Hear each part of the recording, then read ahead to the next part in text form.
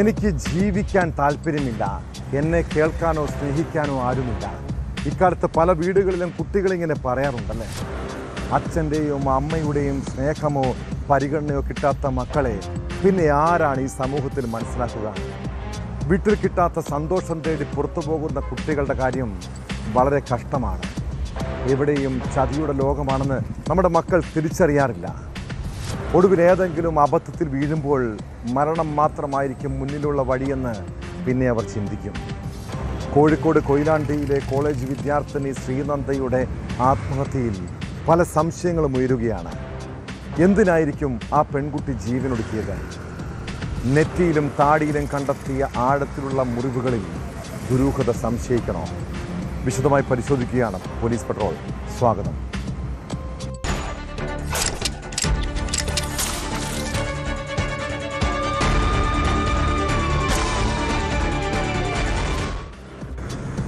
Kozhikode കൊയിലാണ്ടിയിലെ college വിദ്യാർത്ഥിനി ശ്രീനന്ദയ്ക്ക് എന്താണ് സംഭവിച്ചത്?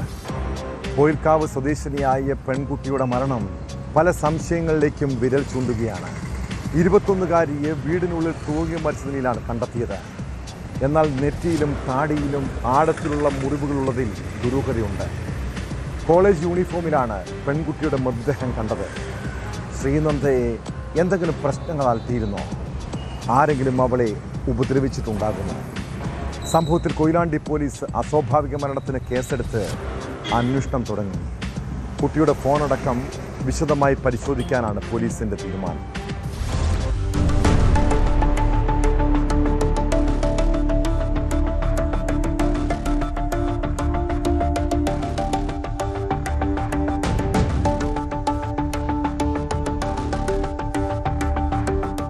കൊയിലാണ്ടി പൊയിൽക്കാവ് ഇടക്കുളം ചാലിൽ പറമ്പിൽ അനിൽകുമാർ ലിസി ദമ്പതിമാരുടെ മകൾ 21-കാരിയായ ശ്രീനന്ദയാണ് മരിച്ചത്.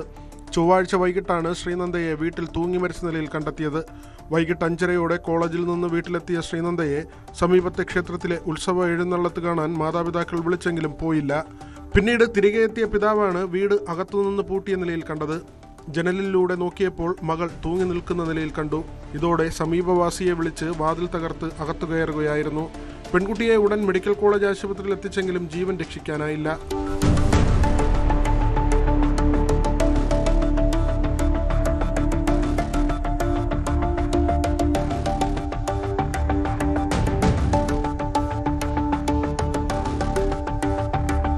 മൃതദേഹത്തിൽ നെറ്റിയിലും താടിയിലും അടക്കം 3 സെന്റിമീറ്റർ ആഴത്തിൽ മുറിവുകളുണ്ട്.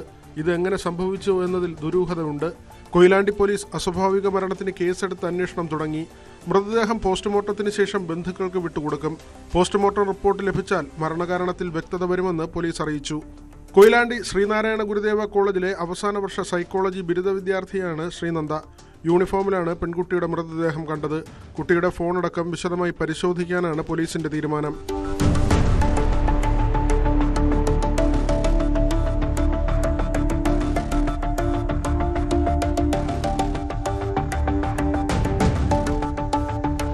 ന്യൂസ് 18 കോഴിക്കോട്. പല വീടുകളിലും പകൽ സമയം പുരുഷന്മാർ ജോലിക്ക് പോകുമ്പോൾ സ്ത്രീകൾ തനിച്ചായിരിക്കും. അങ്ങനെയുള്ളപ്പോൾ പുറത്തുനിന്ന് ആരെങ്കിലും വീട്ടിൽ വന്നാൽ അതീവ ശ്രദ്ധ വേണം കേട്ടോ. പ്രത്യേകിച്ച് ഒറ്റയ്ക്കാണെന്ന് കണ്ടാൽ ആക്രമിക്കാൻ പോലും ചിലർ മടിക്കില്ല. തിരുവനന്തപുരം വാമനപുരത്തെ വീട്ടമ്മയ്ക്ക് സംഭവിച്ച ദുരനുഭവം ഞെട്ടിപ്പിക്കുന്നതാണ്.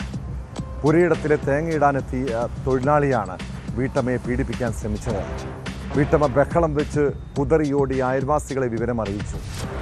സംഭവത്തിന് ശേഷം ഒളിവിൽ പോയ ഐലം സ്വദേശി അജേഷിനെ വെഞ്ഞാറമൂട് പോലീസ് അറസ്റ്റ് ചെയ്തിട്ടുണ്ട്.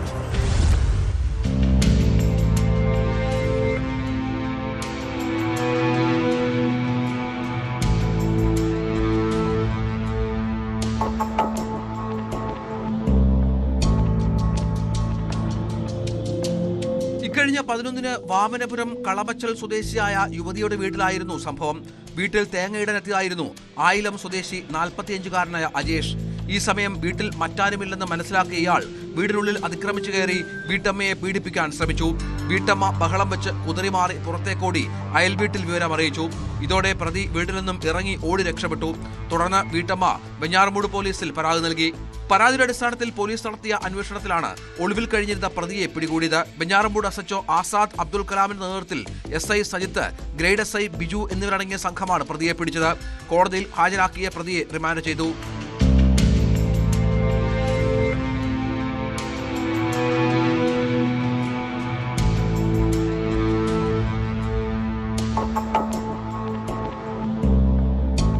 ന്യൂസ് 18 ആറ്റിങ്ങൽ. സോഷ്യൽ മീഡിയയിൽ പല രീതിയിലുള്ള ചതിക്കുഴികളുമുണ്ട്. സാധാരണ സ്ത്രീകളാണ് സൈബർ കെണികളിൽ വീഴുന്നത്. എന്നാൽ ഇക്കാലത്ത് പുരുഷന്മാരും സൂക്ഷിക്കണം. പ്രത്യേകിച്ച് ഫേസ്ബുക്കിലും ഇൻസ്റ്റഗ്രാമിലും സൗഹൃദം കൂടാൻ എത്തുന്നവരെ. സൗഹൃദം നടിച്ച് അടുപ്പം കൂടാൻ എത്തുന്ന അപരിചിതരായ സ്ത്രീകളുടെ ലക്ഷ്യം പണം മാത്രമായിരിക്കും. കൊച്ചിയിൽ ഭിന്നശേഷിക്കാരനായ യുവാവിനെ ഹണി ട്രാപ്പിൽപ്പെടുത്തി പണം തട്ടാൻ ശ്രമിക്കുകയും ക്രൂരമായി ആക്രമിക്കുകയും ചെയ്തത് യുവതിയും സംഘങ്ങളും ചേർന്നാണ്. മുഖ്യപ്രതി സപ്ന ഉൾപ്പെടുന്ന സംഘത്തെ പോലീസ് അറസ്റ്റ് ചെയ്തു. കൊല്ലം സ്വദേശിയായ യുവാവിനെ ഭീഷണിപ്പെടുത്തി വിവസ്ത്രനാക്കിയ ശേഷം സപ്നയുമായി ലൈംഗിക ബന്ധത്തിൽ ഏർപ്പെടാൻ നിർബന്ധിച്ചു. വിസമ്മതിച്ചപ്പോൾ ക്രൂരമായി മർദ്ദിച്ചെന്നാണ് പരാതി.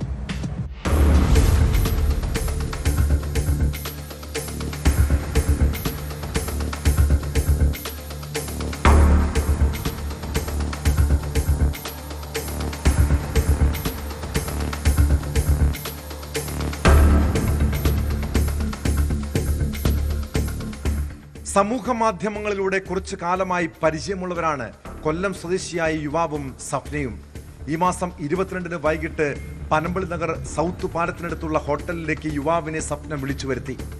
വൈകിട്ട് 6:30 യുവാവ് ഹോട്ടലിലെത്തി. ഈ സമയം ശുചിമുറിയിൽ ഒളിച്ചിരുന്ന 2 പേരും പുറത്തുനിന്നെത്തിയ 2 പേരും കൂടി മാരകായുധങ്ങളുമായി യുവാവിനെ ആക്രമിക്കുകയായിരുന്നു. യുവാവിനെ ഭീഷണിപ്പെടുത്തി വിവസ്ത്രനാക്കി സപ്നയുമായി ലൈംഗിക ബന്ധത്തിൽ ഏർപ്പെടാൻ നിർബന്ധിച്ചു. ഇതിന്റെ ദൃശ്യങ്ങൾ ചിത്രീകരിക്കുകയായിരുന്നു ലക്ഷ്യം.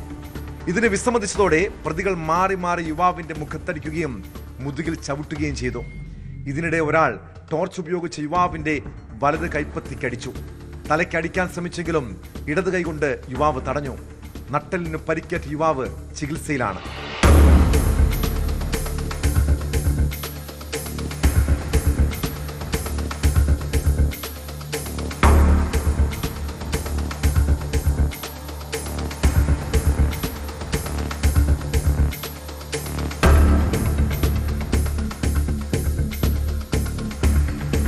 സംസാരശേഷിയില്ലാത്ത യുവാവിനോട് ആംഗ്യഭാഷാ വിദഗ്ധരുടെ സഹായത്തോടെയാണ് പോലീസ് വിവരങ്ങൾ ചോദിച്ചറിഞ്ഞത്.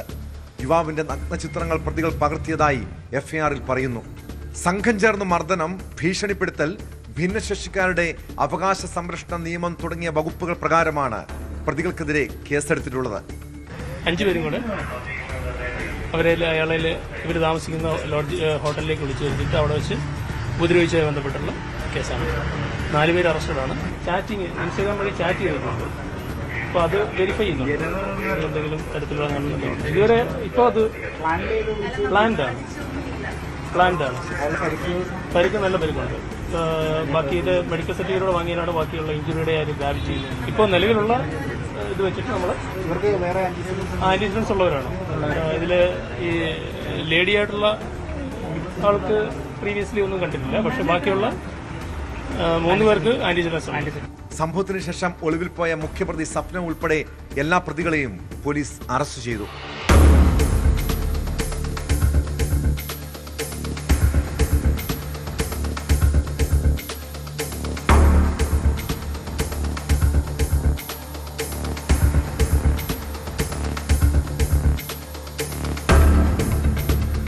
ന്യൂസ് 18 കൊച്ചി.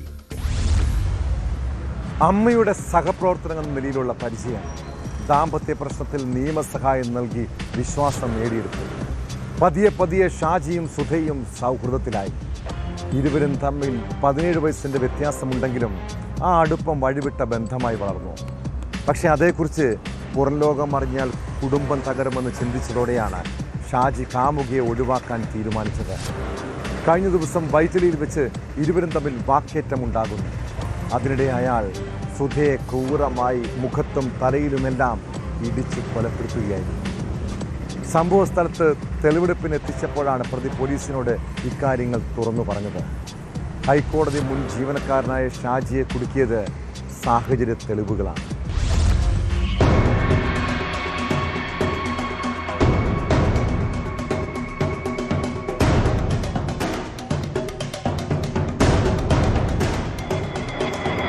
സൗഹൃദം കുടുംബ പ്രശ്നങ്ങൾ ഉണ്ടാക്കുന്നുവെന്ന തിരിച്ചറിവിൽ അത് പറഞ്ഞു തീർക്കാൻ വേണ്ടിയാണ് കൊല്ലപ്പെട്ട സുധാ ബേബിയെ ഷാജി വിളിച്ചു വരുത്തിയത്. ഹോട്ടലിൽ നിന്ന് ഭക്ഷണം കഴിച്ച ശേഷം പലപ്പോഴും കാണാറുള്ള വൈറ്റ്ല ഫ്ലൈ ഓവറിന് താഴെയുള്ള റെയിൽവേ പാലത്തിന് സമീപത്തേക്ക് പോകാനും തീരുമാനിച്ചു. സംസാരം പിന്നീട് വാക്ക് തർക്കത്തിലേക്ക് നീങ്ങി. ഇതിനിടയിൽ ഷാജി സുധാ ബേബിയെ മർദ്ദിക്കുകയായിരുന്നു. ദേഷ്യം നിയന്ത്രിക്കാൻ കഴിയാതിരുന്നതുകൊണ്ട് വീണ്ടും മുഖത്ത് തുടർച്ചയായി ഇടിച്ചതായി ഇയാൾ പോലീസിനോട് പറഞ്ഞു. DCP അശ്വതി ജിജിയുടെ നേതൃത്വത്തിലാണ് പോലീസ് സംഘം തെളിവെടുപ്പ് നടത്തിയത്. ഒരുപാട് വർഷമായിട്ടുള്ള റിലേഷൻഷിപ്പാണിത്. അപ്പോൾ ആ റിലേഷൻഷിപ്പ് പ്രതിയുടെ ഫാമിലി ബന്ധത്തിനെ അഫക്റ്റ് ചെയ്യും എന്നുള്ള നിലയ്ക്ക് വന്നപ്പം ഇദ്ദേഹം ഒഴിവാക്കാൻ ശ്രമിച്ചതാണ്. ഒഴിവാക്കി ചെയ്തു. തലയ്ക്കല്ല, ആള് ഫിസ്റ്റ് വെച്ചിട്ട് തന്നെ ഇടിച്ചതാണ്. മൂക്കിനിട്ട് ഇടിച്ചിട്ടുണ്ട്, നല്ല രീതിയിൽ ഇടിച്ചിട്ടുണ്ട്. കണ്ണിനും മൂക്കിനും തലക്കിട്ടും ഒക്കെ. വേറെ വെപ്പണൊന്നും ഇല്ല, ഫിസ്റ്റ് തന്നെയാണ്. തെളിവുകളെല്ലാം ശേഖരിക്കാൻ പറ്റിയിട്ടുണ്ടോ? ഷർട്ടൊക്കെ? അതെ, ഷർട്ടും ബാക്കി ബ്ലഡ് സ്റ്റെയിൻ ഇവിടെ ഉണ്ടായിരുന്ന നമ്മുടെ സീൻ ഓഫ് ക്രൈമിൽ ഉണ്ടായിരുന്ന ബ്ലഡ് സ്റ്റെയിനും ബാക്കി വെഹിക്കിൾ അതെല്ലാം കളക്ട് ചെയ്തിട്ടുണ്ട്. ഹൈക്കോടതി ജീവനക്കാരിയായിരുന്ന സുധയുടെ മാതാവിന്റെ സുഹൃത്തായിരുന്നു ഷാജി. സുധ വിവാഹമോചിതയായ ഘട്ടത്തിൽ തുടങ്ങിയ സൗഹൃദം പിന്നീട് വളർന്നു. ഈ ബന്ധം വീട്ടിൽ അറിയിക്കുമെന്ന് ഭീഷണിപ്പെടുത്തിയതോടെ സുധയെ ഒഴിവാക്കാൻ ഷാജി തീരുമാനിച്ചിരുന്നു. മൃതദേഹത്തിന് സമീപത്തു നിന്ന് ലഭിച്ച മൊബൈൽ ഫോണും CCTV ദൃശ്യങ്ങളുമാണ് അന്വേഷണത്തിൽ വഴിത്തിരിവായത്. ഇരുവരും റെയിൽവേ പാളത്തിന് സമീപത്തേക്ക് വരുന്ന ദൃശ്യങ്ങൾ പോലീസിന് ലഭിച്ചിരുന്നു.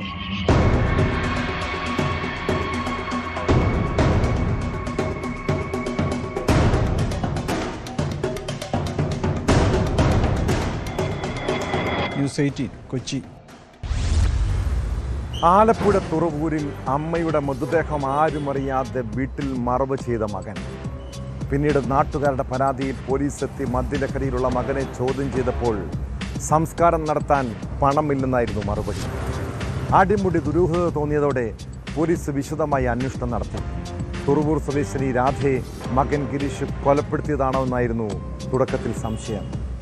എന്നാൽ വണ്ടാനം മെഡിക്കൽ കോളേജിൽ നിന്ന് പോസ്റ്റ്മോർട്ടം റിപ്പോർട്ട് ലഭ്യമായതോടെ ദുരൂഹത ഒഴിയുന്നു. രാധയുടേത് സ്വാഭാവിക മരണമാണെന്നും ഗിരീഷ് പറഞ്ഞ കാര്യങ്ങൾ സംശയിക്കേണ്ടതില്ലെന്നുമാണ് പോലീസ് കണ്ടെത്തൽ.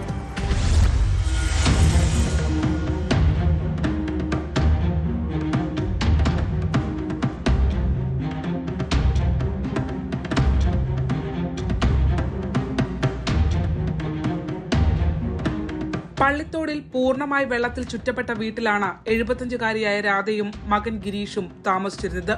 ആരോഗ്യ പ്രശ്നങ്ങൾ രാധയ്ക്കുണ്ടായിരുന്നതായി നാട്ടുകാർ പറയുന്നു. ഗിരീഷ് ആകട്ടെ കടുത്ത മദ്യപാനിയും. മദ്യപാനം കുടുംബജീവിതത്തിൽ നിരന്തര പ്രശ്നങ്ങൾ ഉണ്ടാക്കിയതോടെ ഭാര്യയും മക്കളും മറ്റൊരു വാടക വീട്ടിലേക്ക് മാറി. പിന്നീട് അമ്മയും മകനും ചേർന്നുള്ള ഒറ്റപ്പെട്ട ജീവിതമായിരുന്നു. കഴിഞ്ഞ ദിവസം ഭാര്യ താമസിക്കുന്നിടത്തെത്തിയ ഗിരീഷ് മക്കളെ വീട്ടിലേക്ക് കൂട്ടിക്കൊണ്ടുപോയി. രാധ മരിച്ച കാര്യം പറയുകയായിരുന്നു. മൃതദേഹം മറവ് ചെയ്യാൻ കുട്ടികളുടെ കൂടി സഹായം തേടി.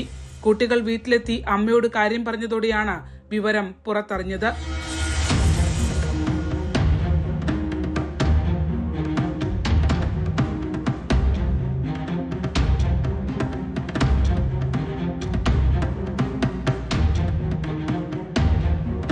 സ്ഥിരം മദ്യപാനിയായ ഗിരീഷ് വൈകിട്ട് സുഹൃത്തുക്കളുമായി കൂടിയപ്പോൾ അമ്മ മരിച്ചുവെന്നും സംസ്കരിച്ചുവെന്നും അവരോടും പറഞ്ഞു. ഭാര്യയും സുഹൃത്തുക്കളും പങ്കുവച്ച വിവരത്തിന്റെ അടിസ്ഥാനത്തിലാണ് കുത്തിയതോട് പോലീസ് ഗിരീഷിനെ കസ്റ്റഡിയിലെടുത്തത്. തുടർന്ന് അടുക്കളയ്ക്ക് സമീപമുള്ള മുറിയിൽ കുഴിച്ചിട്ടിരുന്ന മൃതദേഹം പുറത്തെടുത്ത് പോസ്റ്റ്മോർട്ടം ചെയ്യുകയായിരുന്നു. സ്വാഭാവിക മരണമെന്നാണ് വണ്ടാനം മെഡിക്കൽ കോളേജിൽ പോസ്റ്റ്മോർട്ടത്തിന് ശേഷം പ്രാഥമികമായ റിപ്പോർട്ട് ഡോക്ടർമാർ നൽകിയിട്ടുള്ളത്. ഇതോടെ ഗിരീഷിനെ സുഹൃത്തിനൊപ്പം പോലീസ് വിട്ടയച്ചു. രാധയുടെ മൃതദേഹം ഗിരീഷിന്റെ ഭാര്യ ഏറ്റുവാങ്ങി സംസ്കരിച്ചു. അമ്മയുടെ സംസ്കാരം മറ്റുള്ളവരെ അറിയിക്കാത്തത് ആളുകളെ അറിയിച്ചു നടത്താനുള്ള പണം ഇല്ലാത്തതിനാലാണെന്നായിരുന്നു തുടക്കം മുതൽ ഗിരീഷ് പറഞ്ഞിരുന്നത്. ഇത് ശരിയാണെന്ന നിഗമനത്തിലേക്ക് പോലീസും ഒടുവിൽ എത്തുകയാണ്.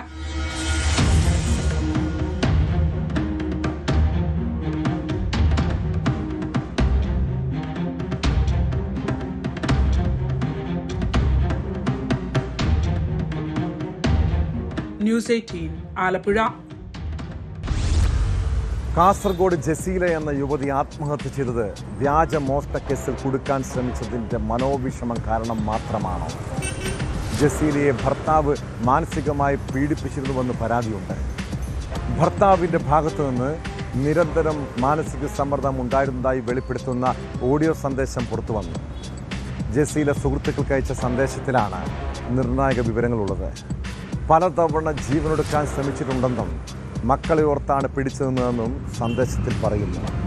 മോഷണക്കുറ്റം ആരോപണം കൂടി വന്നതോടെ ഇനിയും പിടിച്ചു നിൽക്കാൻ പറ്റുന്നില്ലെന്നും ജസീല സുഹൃത്തിനയച്ച സന്ദേശത്തിൽ വ്യക്തമാക്കുന്നുണ്ട്. യുവതിയുടെ ആത്മഹത്യയിൽ പോലീസ് ഇക്കാര്യങ്ങളും പരിശോധിക്കുകയാണ്.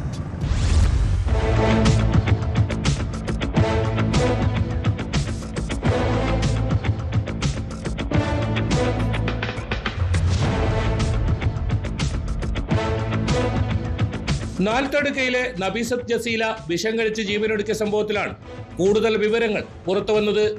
ഭർത്തൃ വീട്ടിൽ നിന്നും നിരന്തര മാനസിക പീഡനം ഉണ്ടായതായി തെളിയിക്കുന്ന ശബ്ദ സന്ദേശമാണ് പുറത്തു വന്നത്. ഇനി പിടിച്ചേക്കാൻ പറ്റുന്നില്ല. എനിക്ക് എത്ര തവണ ആത്മഹത്യ ചെയ്യാൻ ശ്രമിച്ചിരുന്നറിയോ? സഹിക്കാൻ ഒറ്റയടിങ്ങേറെ സഹിക്കാൻ പറ്റത്തോണ്ട്. പക്ഷെ മക്കളെ ഒത്തിരി പിടിച്ചെന്ന്.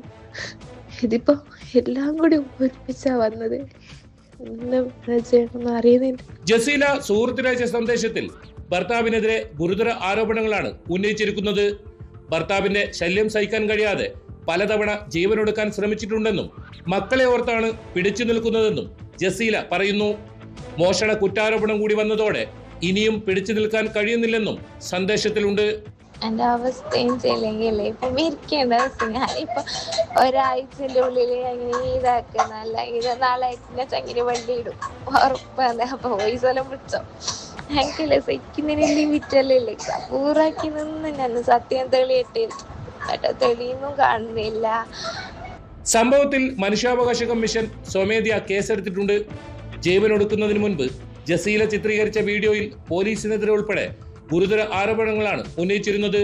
ഇത് സംബന്ധിച്ച് അന്വേഷണം നടത്തി റിപ്പോർട്ട് സമർപ്പിക്കാൻ ജില്ലാ പോലീസ് മേധാവിക്ക് മനുഷ്യാവകാശ കമ്മീഷൻ ജുഡീഷ്യൽ അംഗം കെ ബൈജുനാഥ് നിർദ്ദേശം നൽകി.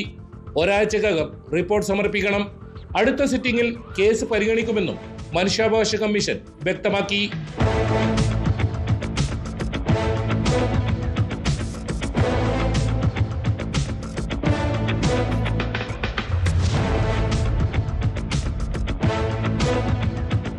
ഫെബ്രുവരി 15-നാണ് ജസീലയെ എലിവിഷം കഴിച്ച നിലയിൽ ആശുപത്രിയിൽ പ്രവേശിപ്പിച്ചത്. വെള്ളിയാഴ്ച മരിക്കുകയായിരുന്നു. വിദ്യാനഗർ പോലീസാണ് ജസീലയുടെ ആത്മഹത്യ സംബന്ധിച്ച കേസ് അന്വേഷിക്കുന്നത്. ജസീലയുടെ സഹോദരനിൽ നിന്നുൾപ്പെടെ 30ഓളം പേരിൽ നിന്ന് പോലീസ് മൊഴിയെടുത്തു. അതേസമയം ആരോപണ വിധേയരായവരിൽ നിന്ന് ഇതുവരെ മൊഴി രേഖപ്പെടുത്തിയിട്ടില്ല. ജസീലയുടെ ഭർത്താവ് ആൺ സുഹൃത്ത് ആദൂർ പോലീസ് സ്റ്റേഷനിൽ മാലമോഷണം സംബന്ധിച്ച് പരാതി നൽകിയ ഇയാളുടെ മാതാപിതാക്കൾ എന്നിവരുടെ മൊഴി രേഖപ്പെടുത്താനുണ്ട്.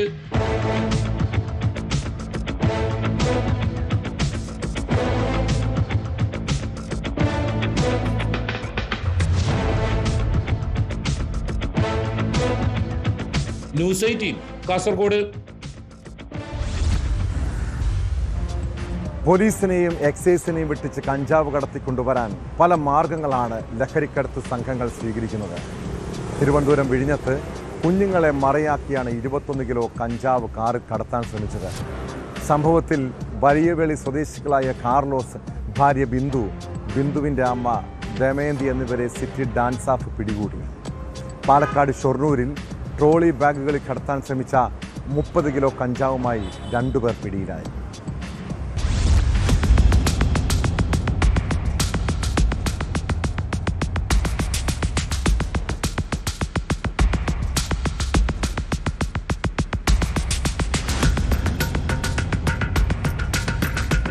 തിരുവനന്തപുരം വിഴിഞ്ഞത്ത് 21 കിലോ കഞ്ചാവുമായാണ് ഒരു കുടുംബത്തിലെ 3 പേർ പിടിയിലായത്. വലിയവേളി സ്വദേശികളായ കാർലോസ്, ഭാര്യ ബിന്ദു, ബിന്ദുവിന്റെ അമ്മ ദമയന്തി എന്നിവരെയാണ് പിടികൂടിയത്. കാറിൽ ഇവരുടെ 3 കുട്ടികളും ഉണ്ടായിരുന്നു. കുട്ടികൾക്കൊപ്പം തമിഴ്നാട്ടിൽ ഉല്ലാസയാത്ര കഴിഞ്ഞു വരുന്നുവെന്നാണ് ഇവർ പോലീസിനോട് പറഞ്ഞത്. കാറിന്റെ ഡിക്കിക്കുള്ളിൽ സ്യൂട്ട് കേസിൽ ഒളിപ്പിച്ച നിലയിലായിരുന്നു കഞ്ചാവ് പൊതികൾ. രഹസ്യവിവരത്തെ തുടർന്നാണ് ഡാൻസ് ഓഫ് സംഘം ഇവരെ പിന്തുടർന്ന് പിടികൂടിയത്.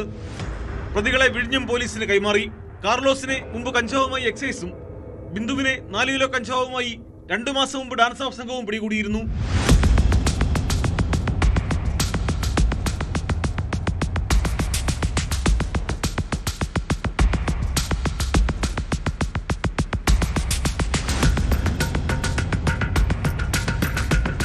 ഷൊർണൂർ റെയിൽവേ സ്റ്റേഷന് പിൻഭാഗത്തുള്ള ഗണേശഗിരി തെക്കേ റോഡിൽ 2 ട്രോളി ബാഗുകൾ നിറച്ച കഞ്ചാവുമായാണ് 2 അംഗ സംഘം പാലക്കാട് ഡാൻസ് ഓഫ് സംഘത്തിന്റെയും ഷൊർണൂർ പോലീസിന്റെയും പിടിയിലായത്.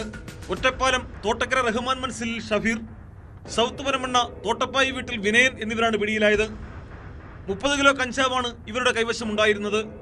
ട്രെയിൻ മാർഗം ഷൊർണൂർ റെയിൽവേ സ്റ്റേഷനിൽ എത്തിച്ച് സ്റ്റേഷന്റെ പിൻഭാഗത്തുകൂടി പുറത്തു കടന്ന് തൃശൂരിലേക്ക് മറ്റു വാഹനങ്ങളിൽ കഞ്ചാവ് കടത്തുകയായിരുന്നു ഇരുവരുടെയും ലക്ഷ്യം. ഇതിനിടയിലാണ് പോലീസിന്റെ പിടിയിലായത്. Shoranur SI KP Ashwin, ASIമാരായ M Subhadra, Ravi എന്നിവരടങ്ങിയ സംഘമാണ് പ്രതികളെ പിടികൂടിയത്. CI B രവികുമാറിന്റെ നേതൃത്വത്തിലാണ് കേസന്വേഷണം.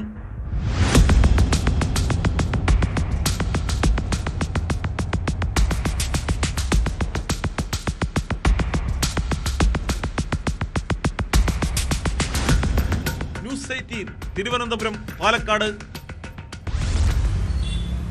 പള്ളിയും ക്ഷേത്രങ്ങളുമൊക്കെ പുണ്യസ്ഥലങ്ങളാണ്. അങ്ങനെയുള്ള ഇടങ്ങളിലും ദുഷിച്ച ചിന്താഗതിയോടെ എത്തുന്നവരുണ്ട്. മലപ്പുറം തിരുനാവായിയിൽ നിസ്കരിക്കാനെന്ന വ്യാജേന എത്തി മോഷണം നടത്തിയ ഒരു കള്ളനെക്കുറിച്ചാണ് പറഞ്ഞു വരുന്നത്. പള്ളിയിലെത്തി മൊബൈൽ ഫോൺ മോഷ്ടിച്ച യുവാവ് ഫോൺ വിൽക്കാനുള്ള ശ്രമത്തിനിടെ പിടിയിലായി. പാലക്കാട് നെന്മാറ സ്വദേശി ഷംസുദ്ദീനെയാണ് പോലീസ് അറസ്റ്റ് ചെയ്തത്. തിരൂർ ഗൾഫ് മാർക്കറ്റിൽ മൊബൈൽ വിൽക്കാൻ എത്തിയപ്പോഴാണ് പ്രതി വലയിലായത്.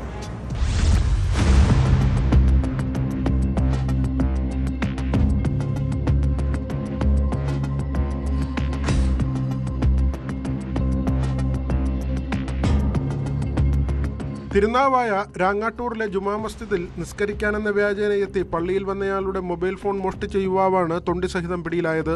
പാലക്കാട് നെന്മാറ സ്വദേശി പടിക്കപ്പറമ്പിൽ വീട്ടിൽ ഷംസുദ്ദീനെയാണ് തിരൂർ ഗൾഫ് മാർക്കറ്റിലെ വ്യാപാരികൾ പിടികൂടി പോലീസിലേൽപ്പിച്ചത്. മോഷ്ടിച്ച മൊബൈൽ ഗൾഫ് മാർക്കറ്റിൽ വിൽക്കാനെത്തിയതായിരുന്നു ഷംസുദ്ദീൻ. ഈ സമയം വ്യാപാരികൾ തിരിച്ചറിഞ്ഞ് ഷംസുദ്ദീനെ തടഞ്ഞു വയ്ക്കുകയായിരുന്നു. കളഞ്ഞു കിട്ടിയ മൊബൈൽ എന്നാണ് ഷംസുദ്ദീൻ നാട്ടുകാരോട് പറഞ്ഞത്.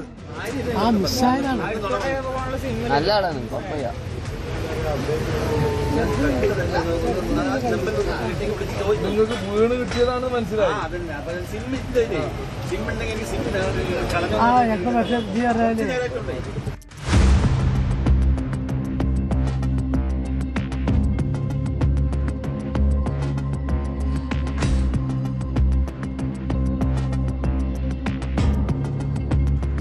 ഇക്കഴിഞ്ഞ തിങ്കളാഴ്ച രാങ്ങാട്ടൂർ മഹല്ല് ജുമാ മസ്ജിദിൽ അസർ നമസ്കാരം നടക്കുന്ന സമയത്തായിരുന്നു മോഷണം. നിസ്കരിക്കാനെന്ന വ്യാജേന എത്തിയ ഷംസുദ്ദീൻ പള്ളിയിൽ കയറിയ ശേഷം നിസ്കാരം നടക്കുമ്പോൾ ജനൽപ്പടിയിലിരുന്ന മൊബൈൽ കൈക്കലാക്കി നിസ്കരിക്കാതെ കടന്നു കളയുകയായിരുന്നു. കുറ്റിപ്പുറം ബസ്സിൽ കയറിയാണ് ഇയാൾ രക്ഷപ്പെട്ടത്. പിന്നീട് CCTV ദൃശ്യങ്ങളിൽ പതിഞ്ഞ ഷംസുദ്ദീന്റെ ഫോട്ടോ പോലീസ് വ്യത്യസ്ത ഗ്രൂപ്പുകളിലേക്ക് ഷെയർ ചെയ്തു. മൊബൈൽ വിൽക്കാൻ സാധ്യതയുണ്ടെന്ന് മനസ്സിലാക്കി ഗൾഫ് മാർക്കറ്റിലെ വാട്സാപ്പ് ഗ്രൂപ്പുകളിലും ഇത് ഷെയർ ചെയ്തിരുന്നു. ഇതിൽ നിന്നാണ് വ്യാപാരികൾ ഷംസുദ്ദീനെ തിരിച്ചറിഞ്ഞത്.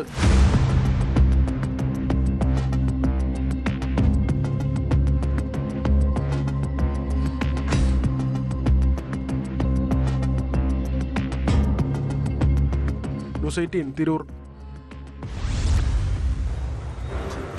പാലക്കാട് കഞ്ചിക്കോട് IITയിൽ വിദ്യാർത്ഥിനിക്ക് നേരെ ആക്രമണമുണ്ടായി 48 മണിക്കൂർ കഴിഞ്ഞിട്ടും പ്രതിക്ക് വേണ്ടി ഇരുട്ടിൽ തപ്പുകയാണ് പോലീസ്. ആസൂത്രിതമായ ആക്രമണമെന്നാണ് നിഗമനം. എന്നാൽ ക്യാമ്പസിനകത്ത് പുറത്തു നിന്നൊരാൾ കയറി മർദ്ദിക്കാനുള്ള സാധ്യത പോലീസ് തള്ളിക്കളയുന്നുണ്ട്. CCTV ഇല്ലാത്ത സ്ഥലത്ത് വെച്ച് ആക്രമണമുണ്ടായതാണ് അന്വേഷണത്തിൽ വെല്ലുവിളിയായത്. സേലം സ്വദേശിനിയായ പെൺകുട്ടിയെ അജ്ഞാതൻ ആയുധം കൊണ്ട് ആക്രമിച്ച കേസ് പ്രത്യേക സംഘമാണ് അന്വേഷിക്കുന്നത്. സംഭവത്തിന് പിന്നാലെ ക്യാമ്പസിൽ പോലീസിന്റെ സുരക്ഷാ പട്രോളിംഗ് ആരംഭിച്ചിട്ടുണ്ട്.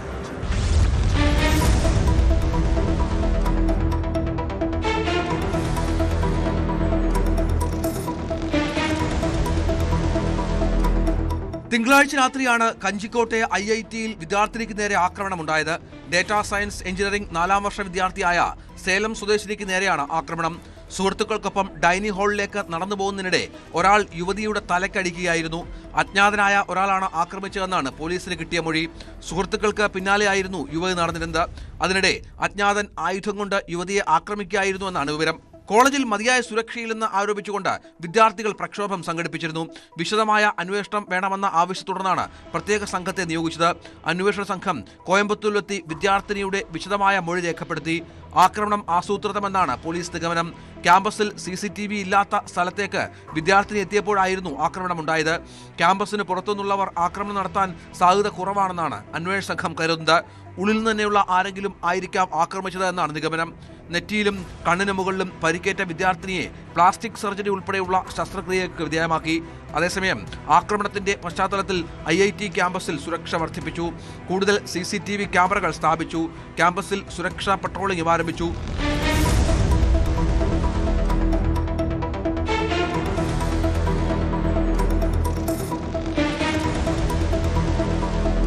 ന്യൂസ് 18 പാലക്കാട്. നമ്മുടെ സമൂഹത്തിൽ ഇപ്പോൾ വല്ലാത്ത അസഹിഷ്ണുത പ്രകടിപ്പിക്കുന്നവരെ കാണാം. രാഷ്ട്രീയവും വിശ്വാസവുമെല്ലാം മലീമസമാകുന്ന കാഴ്ച, എതിർക്കുന്നവരെ അടിച്ചോടിക്കുന്ന സംസ്കാരം. കൊല്ലം തൃക്കടവൂരിൽ DYFI നേതാവിൻ്റെ വീടിന് നേരെ ആക്രമണം നടത്തിയ സംഭവം അസഹിഷ്ണുതയുടെ തെളിവാണ്. ക്ഷേത്രോത്സവത്തിൽ ഗണഗീതം പാടിയതിൽ പരാതിപ്പെട്ട DYFIക്കാരൻ്റെ വീട്ടിൽ രാത്രിയിലാണ് സംഘം ചേർന്ന് ആക്രമണം നടത്തിയത്. സംഘടിച്ചെത്തിയ അക്രമികൾ ജനൽ ചില്ലുകൾ തകർക്കുകയും ഇരുചക്ര വാഹനത്തിന് കേടുപാടുകൾ വരുത്തുകയും ചെയ്തു. സംഭവത്തിന് പിന്നിൽ RSS എന്നാണ് ആരോപണം. കേസിൽ പോലീസ് അന്വേഷണം ആരംഭിച്ചിട്ടുണ്ട്.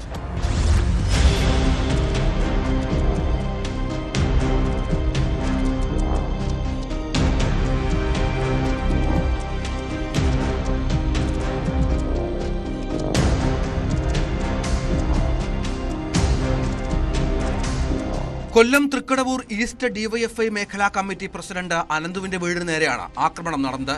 കല്ലേറിൽ വീടിന്റെ ജനാല തകരുകയും സിറ്റൌട്ടിലുണ്ടായിരുന്ന കസേരകൾക്ക് കേടുപാടുകൾ സംഭവിക്കുകയും ചെയ്തു. വീടിന് മുന്നിൽ പാർക്ക് ചെയ്തിരുന്ന ഇരുചക്ര വാഹനത്തിനും കേടുപാടുകൾ വന്നു. സംഭവത്തിൽ അഞ്ചാലുമൂട് പോലീസ് കേസെടുത്ത് അന്വേഷണം ആരംഭിച്ചു. ആക്രമണത്തിന് പിന്നിൽ RSS പ്രവർത്തകരാണെന്നാണ് പരാതിയിൽ പറയുന്നത്. രാമദേവി ശ്രീധർ, ഞാൻ DYFI തൃക്കടവൂർ ഈസ്റ്റ് മേഖലാ കമ്മിറ്റിയുടെ പ്രസിഡന്റും പാർട്ടി ലോക്കൽ കമ്മിറ്റി അംഗമാണ്. 1 മണിയോടുകൂടി അർദ്ധരാത്രിയിൽ എൻ്റെ വീട് RSS ക്രിമിനൽ ആക്രമിക്കപ്പെട്ടു. എൻ്റെ വീട്ടിലെ ചില്ല് ഗ്ലാസുകളെല്ലാം അടിച്ചു പൊട്ടിച്ചു, വാഹനങ്ങൾ അടിച്ചു പൊട്ടിച്ചു, എൻ്റെ വീട്ടിലെ കസേരകളെല്ലാം അടിച്ചു പൊട്ടിച്ചു. നിലവിൽ 23-ാം തീയതി തൃക്കടവൂർ മാതാ ക്ഷേത്ര ഉത്സവം ബന്ധപ്പെട്ടുകൊണ്ട് രാത്രി ഗാനമേളയിൽ RSSന്റെ രണഗീതം ആലപിക്കുക. നിലവിൽ ഹൈക്കോടതി വിധിയുണ്ട്, ഏതെങ്കിലും രാഷ്ട്രീയ സംഘടനയുടെ പാട്ടുകൾ ക്ഷേത്രത്തിൽ പാടില്ല എന്ന്. അതിനെതിരെ പിറ്റേ ദിവസം 24-ാം തീയതി ഞങ്ങൾ ദേവസ്വം പ്രസിഡന്റും സെക്രട്ടറി കമ്മീഷണർ ഉൾപ്പെടെയുള്ളവർക്ക് ഞാൻ പരാതി നൽകി. DYFI മേഖലാ കമ്മിറ്റി നേരത്തെ ഞങ്ങൾ പരാതി നൽകുകയുണ്ടായിരുന്നു. അതിനെതിരെയാണ്, അല്ലെങ്കിൽ ആ പരാതി നൽകിയതിൻ്റെ അടിസ്ഥാനത്തിലാണ് RSS ക്രിമിനലുകളുടെ വീട് ഇന്നലെ രാത്രിയോടെ ആക്രമിക്കപ്പെട്ടത്. തൃക്കടവൂർ മഹാദേവ ക്ഷേത്രത്തിൽ നടന്ന ഗാനമേളയിൽ ഗണഗീതം പാടിയതിനെതിരെ DYFI കഴിഞ്ഞ ദിവസം പരാതി നൽകിയിരുന്നു. ഹൈക്കോടതി ഉത്തരവ് മറികടന്നാണ് ഗണഗീതം പാടിയെന്നും ഇതിന്റെ വൈരാഗ്യത്തിലാണ് ആക്രമണമെന്നുമാണ് പരാതിയിൽ ആരോപിക്കുന്നത്. മുൻപ് വിപ്ലവഗാനം പാടിയ കടക്കൽ ദേവി ക്ഷേത്രത്തിലും ഗണഗീതം പാടിയ കോട്ടുക്കൽ ക്ഷേത്രത്തിലും ഉപദേശക സമിതികളെ ദേവസ്വം ബോർഡ് പിരിച്ചുവിട്ടിരുന്നു.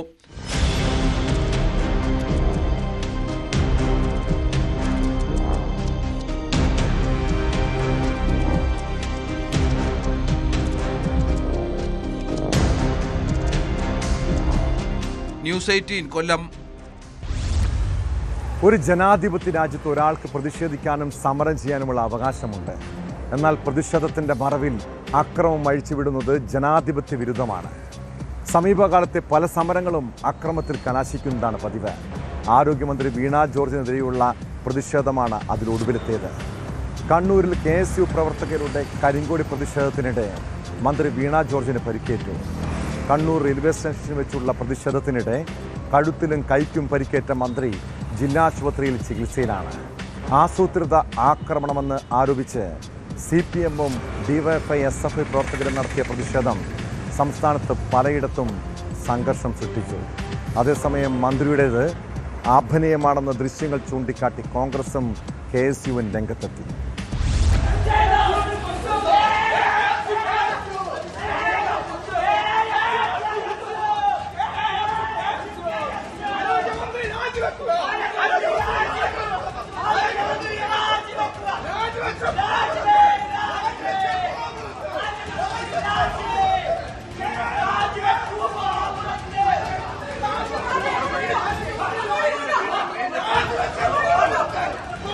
കണ്ണൂർ റെയിൽവേ സ്റ്റേഷനിൽ KSU-വിന്റെ കരിങ്കൊടി പ്രതിഷേധത്തിനിടെയാണ് ആരോഗ്യമന്ത്രി വീണ ജോർജിന് പരിക്കേറ്റത്. മന്ത്രിയുടെ കഴുത്തിലും കൈക്കുമാണ് പരിക്ക്. വന്ദേ ഭാരത് ട്രെയിനിൽ യാത്ര ചെയ്യാൻ എത്തിയപ്പോഴായിരുന്നു പ്രതിഷേധം. തുടർന്ന് യാത്ര റദ്ദാക്കുകയും മന്ത്രിയെ കണ്ണൂർ ജില്ലാ ആശുപത്രിയിലേക്ക് മാറ്റുകയും ചെയ്തു. കരിങ്കൊടി കാണിക്കാനെത്തിയ KSU പ്രവർത്തകരെ പോലീസ് പിടികൂടുന്നതും മന്ത്രിയെ പോലീസ് വലയത്തിലാക്കുന്നതുമാണ് പുറത്തുവന്ന ദൃശ്യങ്ങളിലുള്ളത്.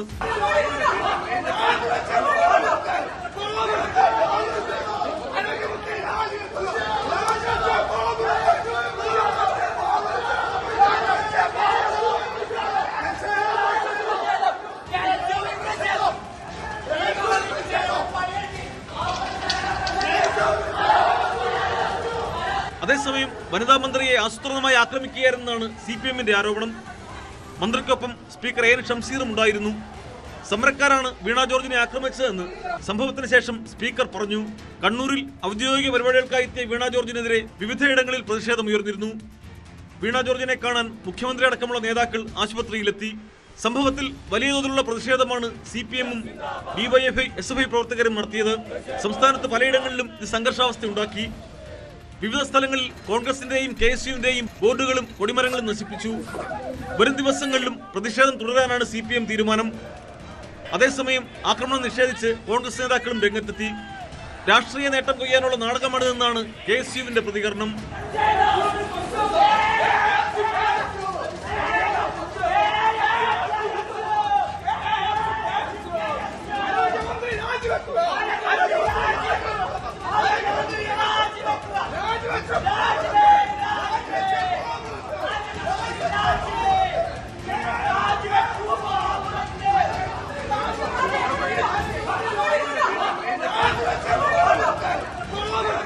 ന്യൂസ് 18 കണ്ണൂർ.